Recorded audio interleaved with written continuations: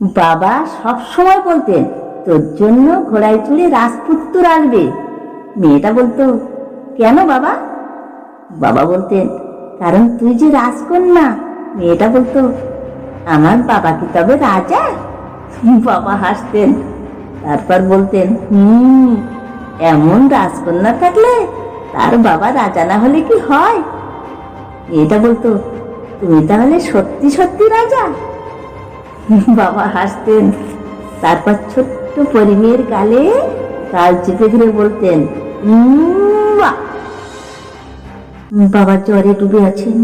ছোট্ট পরীর মুখ ভার।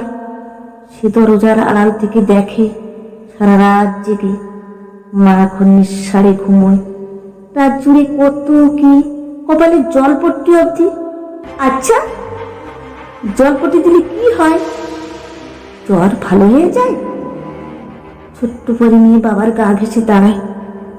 এই বাবাটা কেমন ধূসর, শুকনো মুখের মানুষ। বাবার কি খুব কষ্ট হচ্ছে? খুব। পরি মেয়ে তার বেনি করা চুলের ফিতে খুলে ফেলে, তারপর বেসিনের জলে ডুবিয়ে নিয়ে বাবার কপালে বেঁধে দেয়। বাবার চোখ মেলে তাকান, ঠিক সামনের আয়নায় তার চোখ, টুকটুকে লাল ফিতে তার কপাল জুড়ে। পরি মেয়েটা বড়দের মতো করে বলে, রাজা মশাইয়ের জ্বর কি তাহলে কমলো? বাবা হাসেন, দু হাতে জাপটে ধরেন তার রাজকন্যাকে বুকের ভিতর। এমন রাজকন্যা থাকলে রাজা মহারাজাদের জ্বর না কমে যাবে কোথায়? বাবা রাজকন্যাকে কাঁধে নিয়ে হাঁটেন, কোলের ভিতর বিড়ালের ঘুম পাড়ান, সারা বাড়ি ঘুরে ছোটেন। তারপর অফিস, মিটিং, রোদ, ঘাম, জলের দিন রাত্রি, বাজারের সওদা, দ্রব্যমূল্যের ঊর্ধ্বগতি। দিন শেষে হতাশার ক্লান্তিতে গম্ভীর মুখে ঘরে ফেরাও থাকে। কিন্তু পরি নিয়ে এসে বলে, তুমি কি আমার ফকির বাবা? বাবা গম্ভীর মুখে বলেন, কেন মা? আজকাল আমার যা রাজকন্যা বলে ডাকো না?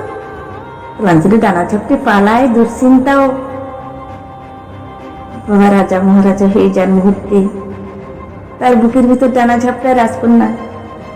বাবারা জানেন, তার ঘরের চৌকাঠ পেরুলেই এই জগৎ জুড়ে তার রাজকন্যাদের জন্য সবসময় সত্যিকারের রাজপুত্ররা অপেক্ষায় থাকে না, বরং অনেক সময় নখর বাগে ওত পেতে থাকে পুরুষের বেশে ভয়ঙ্কর সব সাপোর্ট।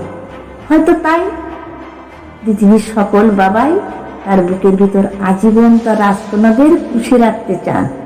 হয়তো তাই জগৎ জুড়ে সকল মেয়ের বুকের ভিতর ফিসফিসিয়ে বাজে, I am a princess not because I have a prince, but because my father is the only king.